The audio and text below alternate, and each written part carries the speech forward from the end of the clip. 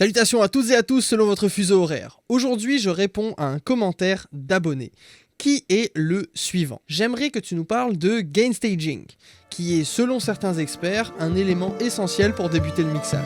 Eh bien, réponse dans cette vidéo.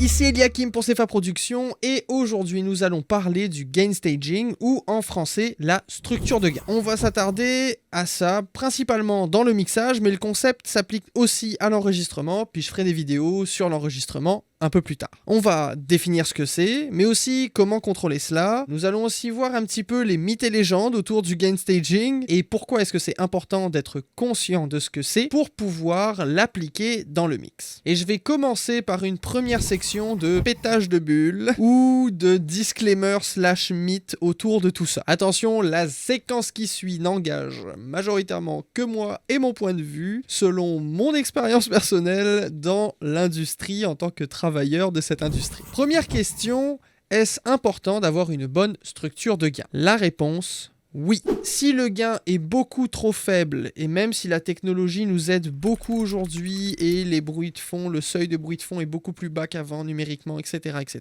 si c'est beaucoup trop faible, lorsqu'on va monter le volume dans le mix, on va introduire du noise, donc du bruit de fond. Et si la structure de gain est trop forte, eh bien, soit ça nous enlève de la liberté de travail dans notre dynamique, et que ça devient plus difficile d'aller chercher du volume, ou d'appliquer certaines techniques de compression, de contrôle dynamique, etc. Ou voire même, ça distorsionne, ça dépasse le niveau maximal accepté numériquement, et ça, c'est juste moche. Question numéro 2. Est-ce qu'une mauvaise structure de gain ou une bonne structure de gain va drastiquement changer la qualité de mon mix? Eh bien la réponse est non. Et oui, certains ingénieurs de mix, comme par exemple monsieur Andrew Sheps, qui travaille pour des top noms, comme par exemple Adele ou encore Imagine Dragon pour ne citer que, ne fait pas à proprement parler de gain staging. Il mixe en étant tout simplement conscient de ses besoins en termes de volume, d'entrée, de sortie, et s'il voit que sa piste est trop forte et distorsionne, il fait juste baisser le gain. S'il voit qu'il manque de gain, il l'augmente. Bref, au final, il gère juste tout ça au fur et à mesure de son mix selon ce qu'il a de besoin pour son EQ, sa compression, etc. Et de manière très logique. Si c'est trop fort, il le baisse. Si c'est trop faible, il le monte. Point barre. À la ligne. En anglais, on va dire don't overthink it. Troisième question, est-ce que le gain staging peut potentiellement ruiner un mix, surtout lorsqu'on n'est pas conscient de ce que c'est? Et là par contre la réponse est oui, parce que si on n'a pas conscience de l'impact du gain sur nos effets et sur notre chaîne de mix, on risque d'introduire de la distorsion dans les plugins et on a moins de contrôle. Certains plugins ça peut être une bonne chose, mais généralement quand on comprend pas le concept en arrière, ça donne un résultat qui est plutôt pas ouf et on se demande pourquoi mon mix il sonne pas bien, je comprends pas, ça distorsionne, je sais pas d'où ça vient. Justement le gain staging va aider à éviter ce genre de problème. Quatrième question, c'est quoi qui est réellement important dans le gain staging? La réponse, c'est la compréhension du concept de gain et de volume associé à votre chemin du son. Et c'est ce que nous allons voir tout de suite. Nous allons commencer par faire le schéma du chemin du son et l'expliquer avec un dessin. Je m'excuse d'avance pour la qualité de mon dessin, je suis désolé, je suis un gars de son, pas un dessinateur. Nous avons donc le signal qui sort de la voix et qui rentre dans le micro rentre dans l'interface, et ici, il y a la gestion du gain de l'entrée du micro. Ensuite, la voix va sortir et se rendre dans notre piste à travers notre ordinateur en input. Ici, il y a tous nos effets, notre gestion du volume, etc. Et le signal va ensuite sortir de la piste pour se rendre normalement dans un boss, et le boss, lui, le signal va finir par aller dans la master track, qui est la fin de notre chaîne du son. Pour se simplifier toute la compréhension ici, nous allons définir deux étapes primordiales. La toute première va être le gain, et l'autre va être le volume. Le gain concerne tout ce qui est en entrée, et le volume, tout ce qui est en sortie. Et ce qui est primordial à comprendre, c'est que, simplement, le volume de sortie de l'interface est forcément le gain d'entrée ici à l'input. Et cette relation-là, gain-sortie, est bien important à comprendre. Par exemple, la toute première étape du gain, ça va être le volume de ma voix.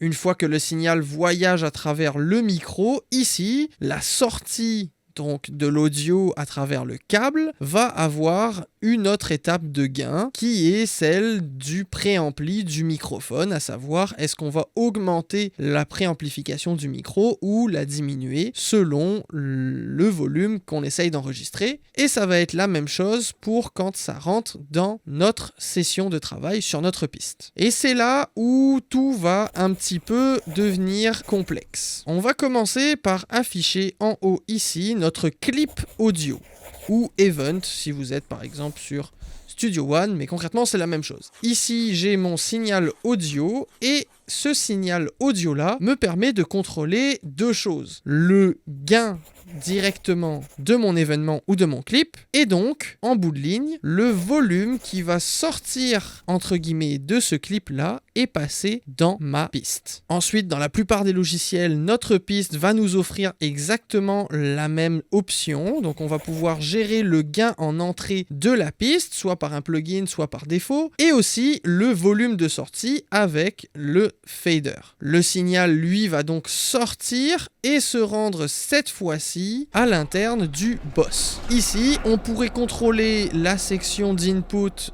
du gain exactement comme sur une piste audio, mais il faut bien comprendre aussi que à partir de maintenant, le volume de sortie de ma piste devient le gain de l'entrée de mon boss. C'est-à-dire que si j'augmente ici, et bien forcément le signal qui va arriver ici va être plus fort. A l'inverse, si je diminue ici, le signal qui va rentrer dans mon buzz va être plus faible. C'est simplement de la logique en faisant le chemin du son. Et il faut bien comprendre que cela va s'appliquer sur notre piste à chaque moment où il y a un concept d'entrée et de sortie pour notre EQ, notre compresseur et les différents effets que nous allons configurer sur notre piste. Ok, à partir de maintenant, vous allez me dire, merci François, mais c'est quoi les chiffres? Donne-nous des chiffres parce que on veut avoir la réponse exacte, le secret. Eh bien, la réalité, c'est qu'il n'y en a pas, ou du moins, il n'y en a pas vraiment. Si par exemple, vous avez des volumes qui sont tellement faibles que quand vous faites play, vous voyez à peine votre meter bouger là, eh ben c'est que c'est trop faible tout simplement. Et à l'inverse, si quand vous faites play, toutes vos pistes se mettent à clipper du début à la fin, et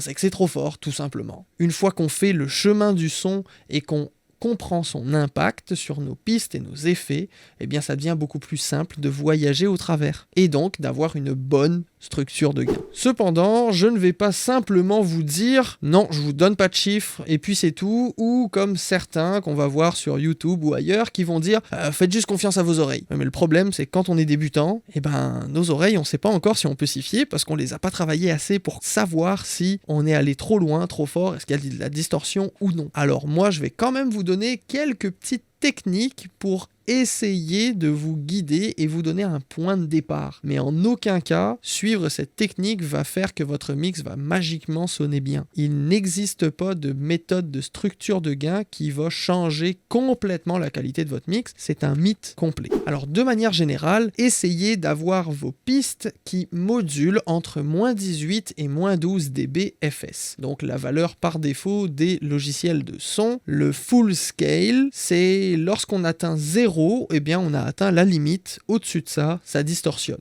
Si on se trouve autour des -18, normalement, on a en masse de liberté pour pouvoir gérer nos pics. Et donc, on a du headroom, qu'on appelle ça en anglais. Et aussi, on n'est pas assez faible pour dire qu'on introduise du noise de quelconque manière que ce soit. Si vous pouvez essayer de garder les pics, donc les moments les plus courts de votre signal audio, autour de -6, tant mieux. Ça vous donne 6 dB de headroom. Si ça monte un petit peu plus, c'est pas la fin du monde. Si ça monte beaucoup plus, faites attention. Si vous travaillez avec des pistes très percussives qui ont donc beaucoup de pics mais très peu de volume moyen, il suffit de faire en sorte que nos pics voyagent autour des -10 à peu près. Au moins comme ça, on se donne en masse de possibilités et on pourra quand même travailler et aller chercher le volume qu'on a besoin pour notre mix avec différentes techniques de compression parallèle, d'effets, de volume, d'automation, etc. Petite pause pour éviter le mal de tête parce que c'est un concept qui peut être complexe des fois à encaisser et aussi pour vous remercier pour votre soutien. Merci énormément. Si jamais vous regardez cette vidéo et que vous n'êtes pas abonné,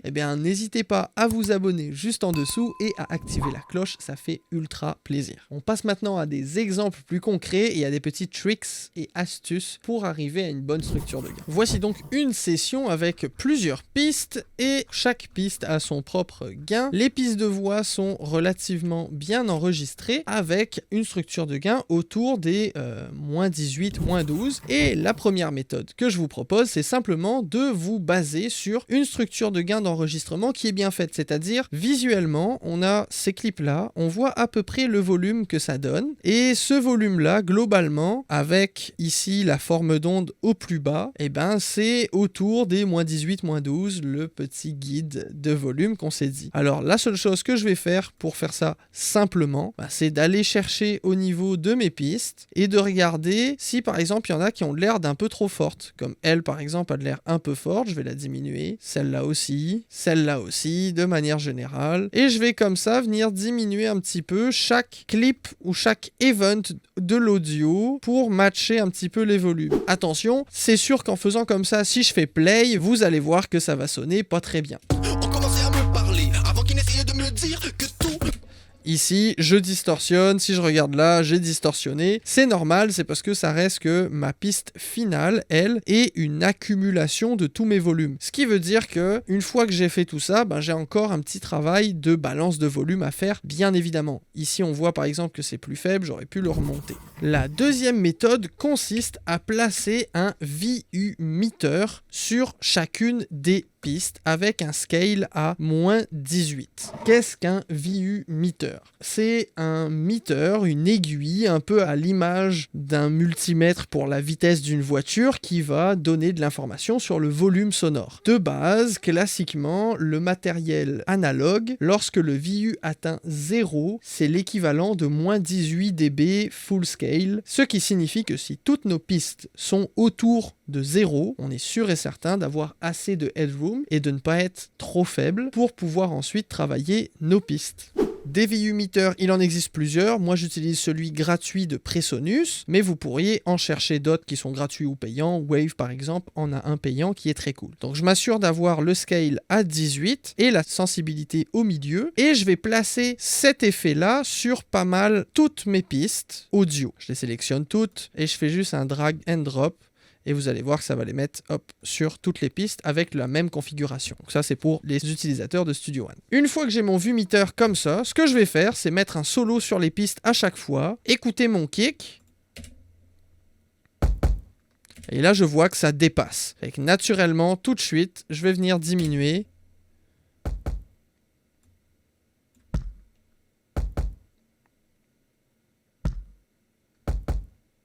Et là, j'ai atteint à peu près le 0 dB. Je vais faire la même chose pour mon deuxième kick.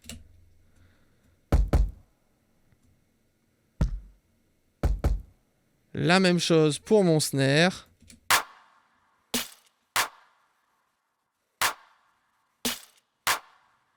Et ainsi de suite jusqu'à la toute fin et avoir une balance comme ceci. La toute dernière technique est celle que j'appelle on the fly. En gros, on voyage à travers la session et pendant qu'on fait le mix, on va diminuer certains gains, on va jouer avec nos volumes, bref, faire en sorte que au fur et à mesure de notre balance de volume, du traitement de notre mix, on joue avec la structure de gain pour être capable donc d'avoir quelque chose qui soit agréable à l'écoute. Par exemple, cette session-là, vous avez la version mixée. Je me suis retrouvé sans rien dire, devant son visage et ses yeux tristes, ses cernes ont commencé à me parler, avant qu'il n'essayait de me dire que tout commence à partir.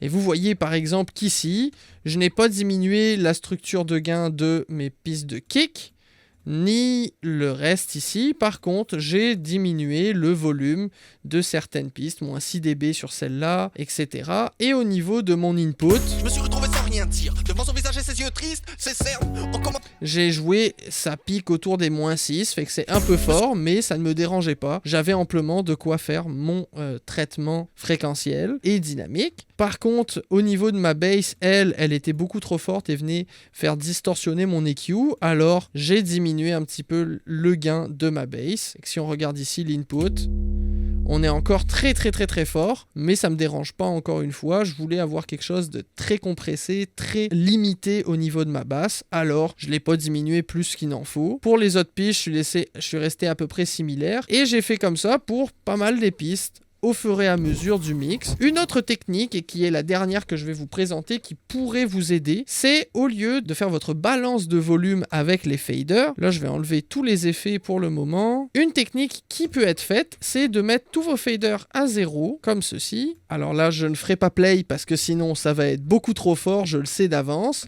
Et quelque chose que je pourrais faire tout de suite pour être certain, c'est d'aller donc tout simplement diminuer déjà certaines pistes que je sais qui sont trop fortes, comme par exemple la 808. Là, si je fais play, je distorsionne un petit peu et je vais faire ma balance de volume directement à partir de mes clip gain avant même de toucher à mes faders. Alors je pourrais le faire ici, je peux aussi sur Studio One par exemple afficher les input control et là me rendre compte que ok, donc ma piste de kick ici,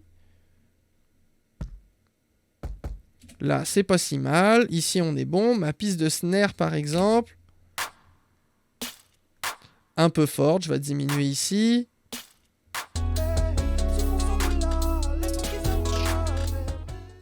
Et comme ça, directement en diminuant le gain de chaque piste, je vais pouvoir balancer mon volume en partant de 0 dès le départ.